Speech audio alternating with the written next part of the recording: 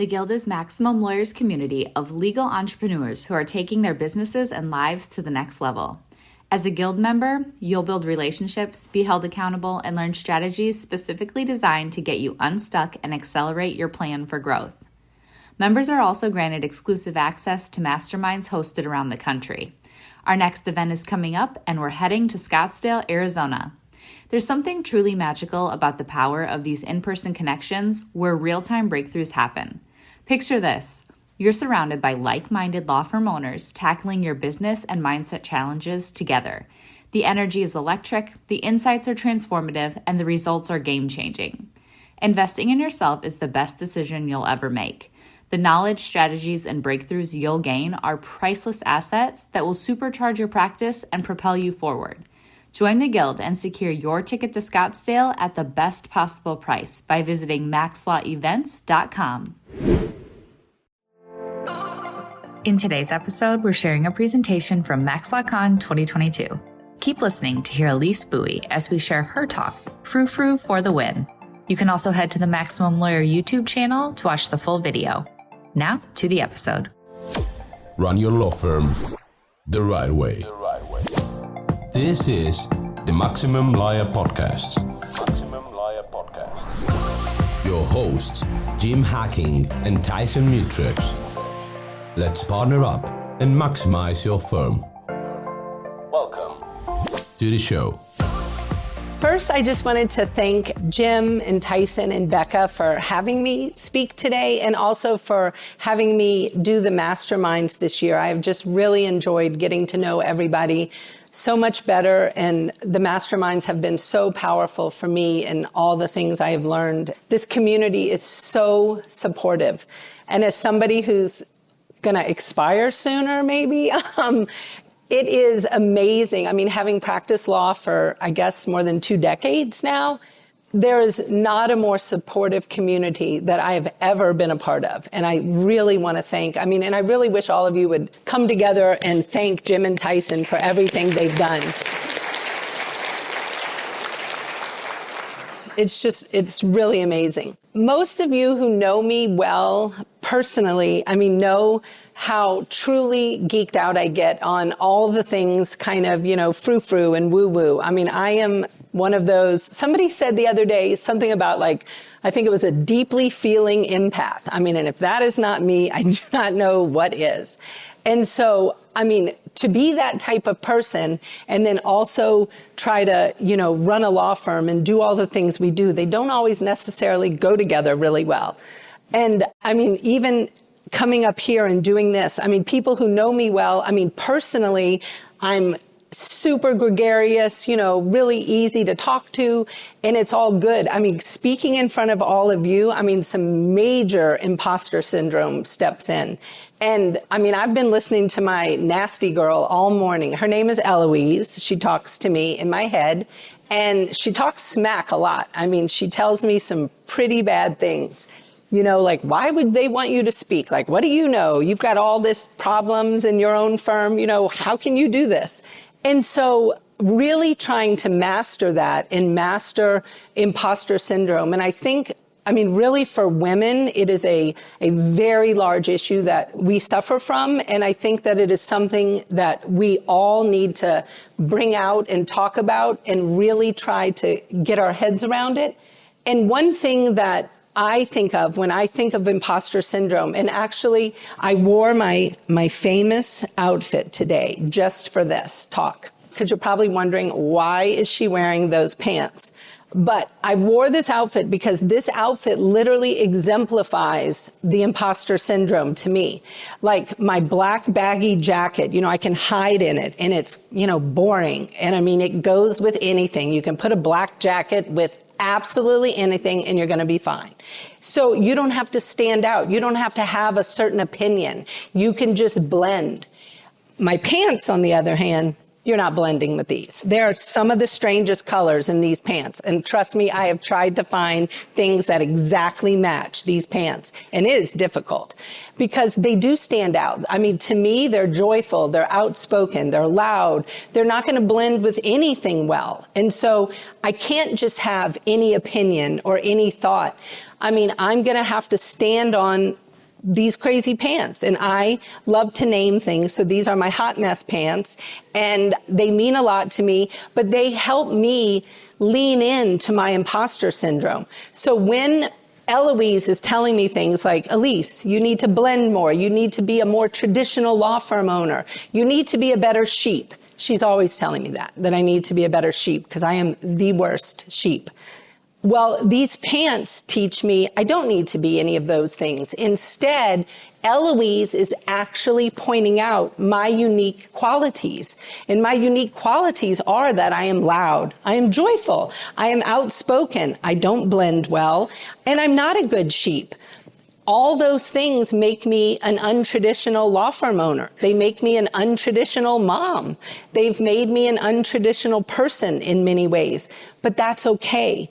And so being able to lean in to those unique qualities has really been one of the main things that I can say has catapulted our growth as a firm, and really myself personally, learning to lean in to those unique qualities. And I think as lawyers, it is something we struggle with time and time again. I was talking to somebody this morning who's starting law school, and I could not be more excited for her that she is starting law school. But one thing I was telling her is, oh God, do not get wrapped up in the drama of law school. Everyone wants to make you think you're not good enough, you're not this, you're not smart enough, you didn't read enough, you don't do moot court good enough. The list goes on and on. And we kind of internalize that, and we all have such baggage around this. And I see it so much in law firm owners, and kind of like Tyson was talking about, having your ideas and being able to execute on them. They have to come from you. They have to be part of the authentic you. And really digging deep into your authenticity is such an important part, I think, of everything we do here. And learning to be vulnerable in your authenticity and accepting that, you might have your own hot mess pants. There are a few people in this room that I can think of that really have used fashion as part of their authenticity. Who can name one? Jim, can you name one? You, exactly. What about you, Jordan? Yep. It's really fascinating to see how people's authenticity can really come out and how powerful it is. And so I want to encourage all of us to think about how can we lean in to our authenticity in everything we do, so that it's not just what you are maybe in your personal life, because let's be serious. If you're being authentic, you are the same person. God forbid I'm quoting my ex-husband here, but I am. My ex-husband has told me for however long I've known him, I can bring you to Burger King and I can bring you to Commander's Palace, and you're the damn same in both places. That is being authentic, and being able to lean into that and know that, the Burger King girl is the Commander's Palace girl. That allows you to drop away so much of the drama that is carried in typical imposter syndrome. And so the more authentic and vulnerable we can be in everything we do, and especially as a firm owner. You're probably thinking, what the hell does this have to do with running a law firm? It has everything to do with running your law firm. If you come to your team, your practice area, your colleagues, other professionals, and you're coming as an authentic, vulnerable person who is embracing your authentic self, your team is completely revolutionized. They are committed, they are engaged, they are aligned, they're curious. And with that, you can absolutely compel your team to truly reach down in themselves, and they themselves become authentic, vulnerable people. And your team is just, it's amazing to watch people where they are maximizing themselves, they are rising up, they are all working in an aligned fashion for the vision of your firm. And it is, I think, one of the most powerful things in the world. And it's funny, I got introduced as the maximum mom, because the reality is, I mean, parenting is so much like this. I mean, if you can parent your children in a way where you're authentic and vulnerable and you are curious about all of their skills and abilities and potential, I mean, you can rise up these humans. I mean, you might not recognize them. I mean, they might turn out completely different than you envisioned the perfect kid. But I mean, they are coming into their full potential, and you are unleashing creativity and just brilliance on the world. And I think it is pretty cool. I do, as a mom of 4, stepmom of 2, I got a lot of, I want to put 6 brilliant people out in the world. And it's pretty impressive to see what can happen, but it requires so much work in embracing your own authenticity. Never, ever. And I think Tyson said this too. Don't try to be somebody else. Like, you can't do it. You are the best version of you, but you can't be anybody else. You're just you. And another thing that is something, and I know people who, know me and follow me on social media have really been sick of hearing about it.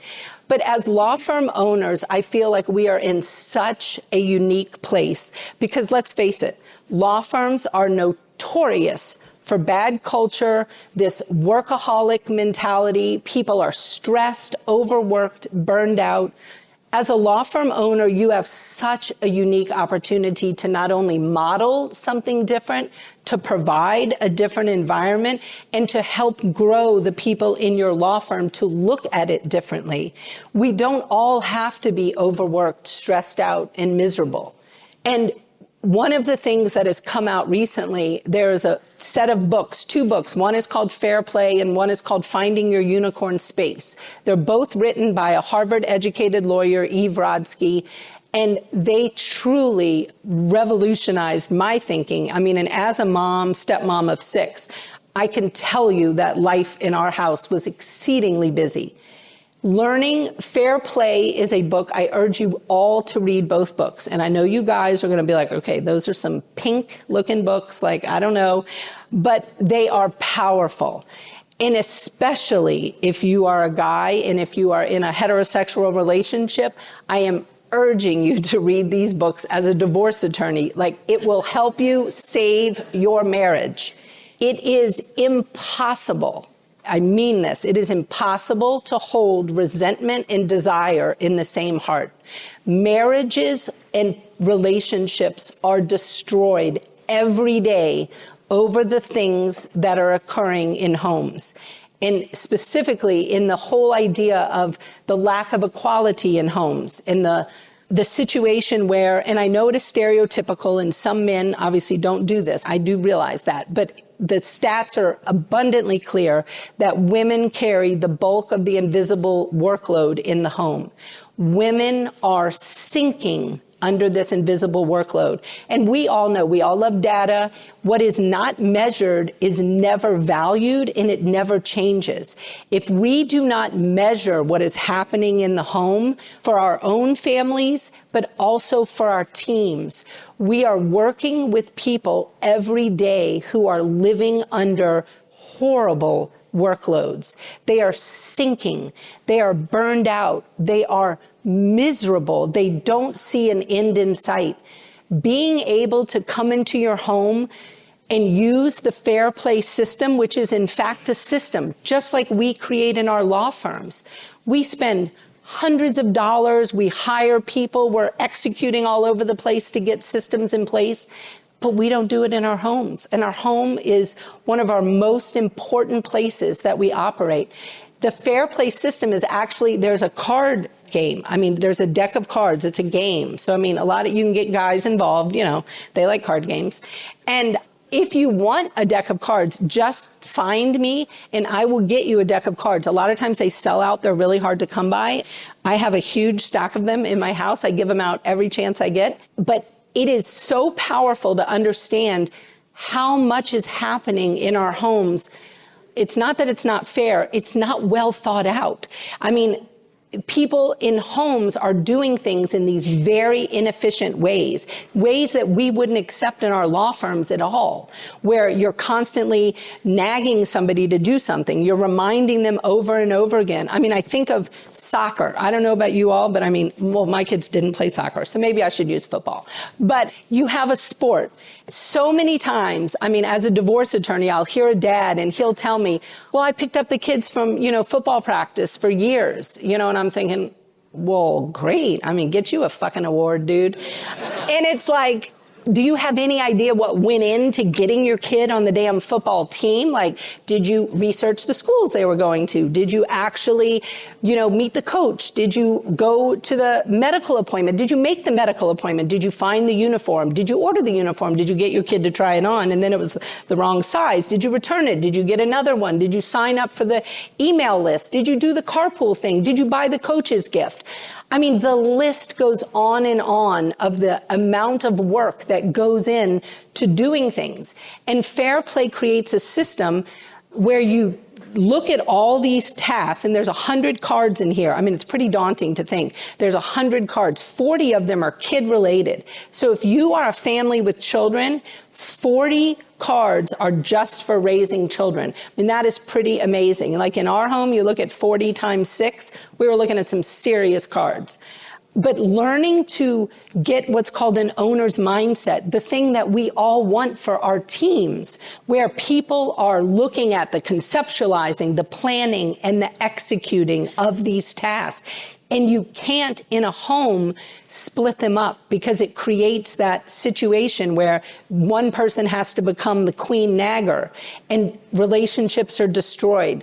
So I really just urge you to understand and read Fair Play. It will revolutionize how you run your life. And even more importantly, it is going to revolutionize if you share it with your team. And there's several people here who I've, browbeat enough where they've read it. And I have listened to how it has impacted them and their family and their teams. And it is just game changing. And so I encourage you. The Zapathon is back. If you're new around here, the Zapathon is the OG automation workshop. At this next exclusive Guild event, we're partnering up with Maximum Lawyer's good friend, Kelsey Bratcher, to bring you a day-and-a-half automation workshop. The idea of automation is simple, right? Identify a repeatable pattern of tasks and then use technology so that business process can happen without you. But setting up that technology can be daunting, time-consuming, and even have a steep learning curve. Join us in person and you'll create automations on site that will start working for you before you even leave Austin. Join the Guild today and grab your ticket at maxlawevents.com.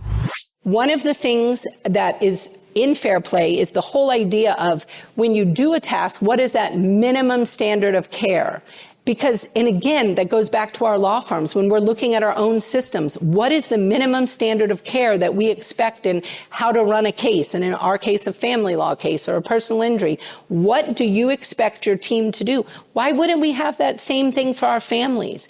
And as law firm owners, it is up to us to bring these things and help people so that our team members are operating not from a place of total depletion, but from a place of where things are fair and they have the space they need. And that brings us to the whole idea of unicorn space.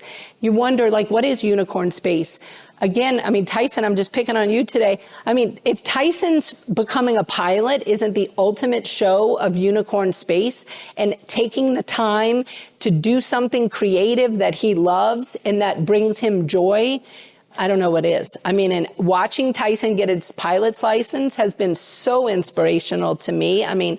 Doug is already signing up, but it's pretty powerful to think and to understand how that learning, that creativity, that curiosity, I can't imagine, and I haven't had the chance to ask Tyson this, but I can't imagine what that has brought to his firm.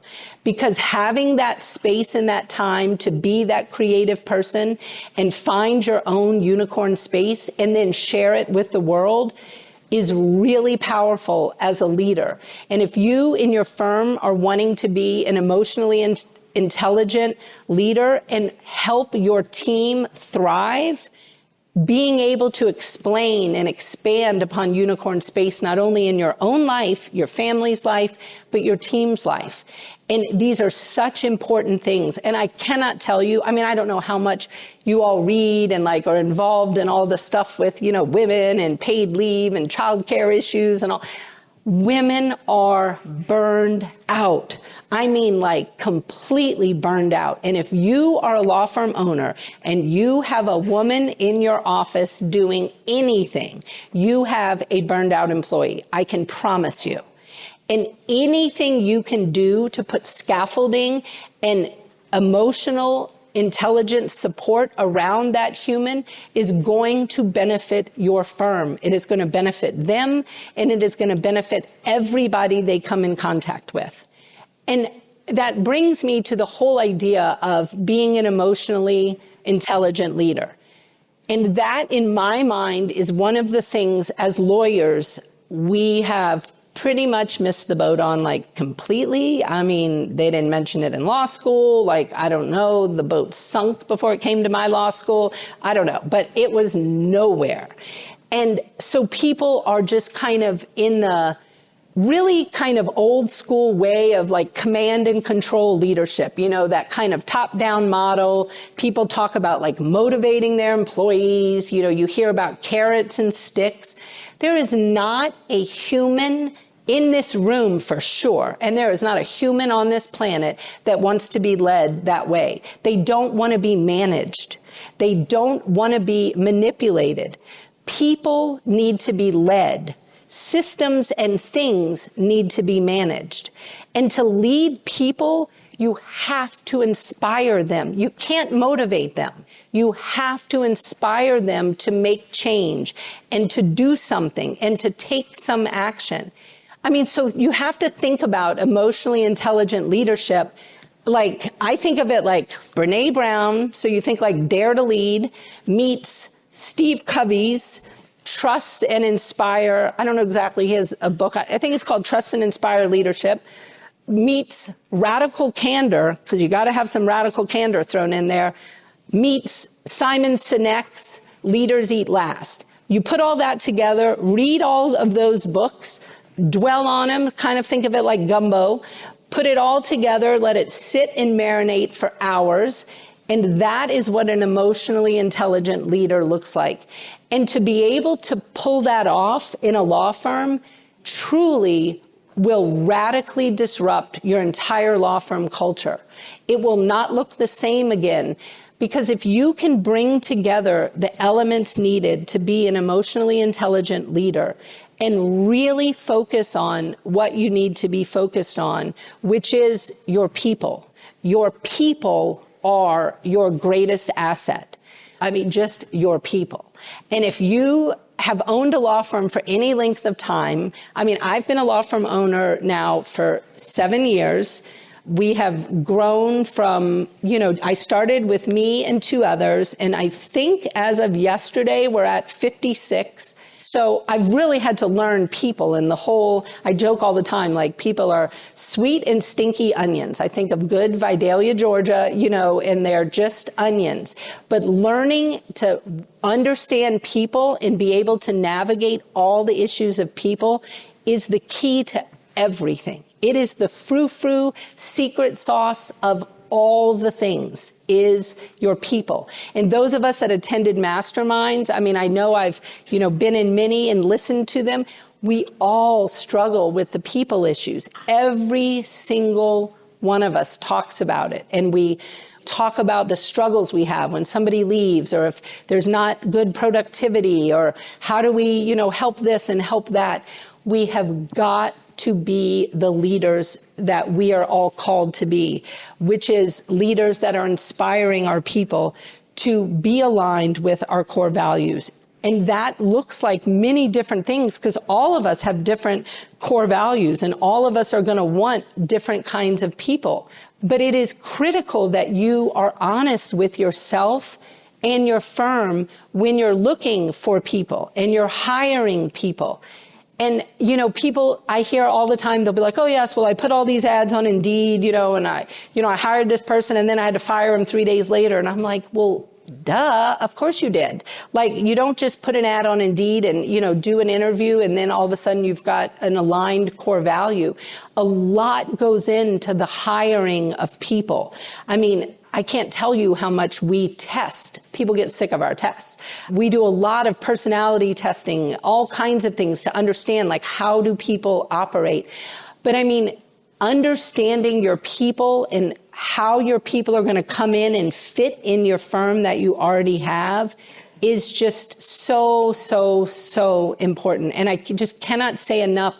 As law firm owners, the more we can educate ourselves and immerse ourselves in the psychology of people, we will benefit our law firms so much. I mean, the cost involved in the loss of people is so profound. And listening to people talk about how they've, fired or gotten rid of employee after employee after employee, I mean, it's hard to stay upbeat and positive in the face of all that.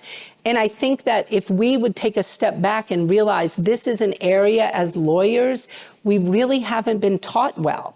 And I mean, understanding that it's like a deficit in our education, I mean, that doesn't mean we're bad. It just means that it's something we weren't taught, and we need to really, really reach out and learn, because it is super, super important.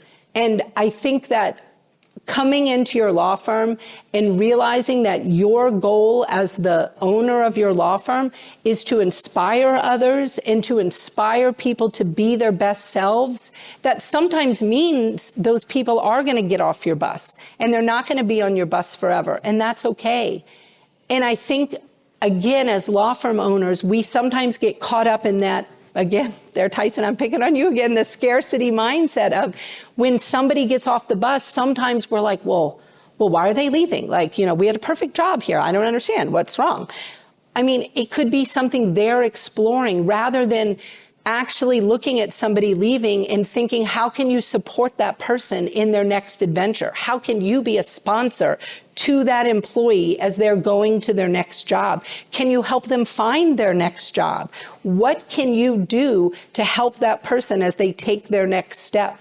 I can assure you those types of relationships are powerful when those people are now at other places, other working environments, and they're referring you cases because you helped them rather than, had some bad attitude that they left, and you are interested in their success and their future. I mean, I recently went out to wine and drinks with an ex-employee and we spent 5 hours absolutely having a grand old time. And she has referred me cases the whole time she's been gone. It means something to make deeper connections with people and treat people in a way that makes sense, not like we are taught. I mean, we just are taught some really backwards skills in law school when it comes to how we treat people. And I think when you think of emotionally intelligent leadership, I mean, you need to think about vulnerability, authenticity, caring, and service. I mean, I think sometimes as leaders, we forget the service piece, and that we as leaders, we could have a whole conversation about our country and whether the leaders in our country have any idea what service looks like. But I mean, serving the people that are working in our firms should be one of our highest goals, in my opinion. And I mean, service can look like all kinds of things. It can be just connecting with your team one-on-one, finding out what is their unicorn space. I mean, how many of you know your team members' unicorn spaces? I mean, how many of you encourage it? How many of you put dollars towards it? So maybe this person, instead of giving them a cash bonus, you're giving them a flying lesson. Or, maybe it's somebody who's an amazing cake baker and you're going to give them, cooking classes. I mean, there's all kinds of things we can do to serve our team. And I think that we really have to look inward and think about service and think about how important it is to developing the kinds of firms that we want, that are going to last through time, through recessions, through pandemics, through hurricanes. When you have the type of office that focuses on authenticity, vulnerability, care, and service, a pandemic isn't going to mess that up. I mean, you've got this. You're going to be able to pivot. You're going to be able to do things differently, and you're going to be fine. You're going to withstand the storm. And I know a lot of us are thinking about what's happening now, like a recession. People are talking about a recession coming. I mean, it's time to really think about how do you shore up your firm. And in my world, you shore it up with a lot of that frou-frou stuff and a lot of the human psychology, because people nowadays, I mean, we are looking at a whole different world. I mean, people want to be connected. They want to have a passion. They want to follow something they can believe in. And they want to be inspired to do good work. And it really matters. Inspiration matters. And don't pass up your opportunity as a leader of your law firm to make a real change in the lives of the people who work with you, for you, and around you. Because, I mean, again, we look at our world around us, making a difference in the people in your office, I mean, might be one of the most powerful legacies you leave. And so take advantage of it. And I think that's all. Thank you. Thanks for listening to the Maximum Lawyer Podcast. To stay in contact with your host and to access more content, go to MaximumLawyer.com. Have a great week and catch you next time.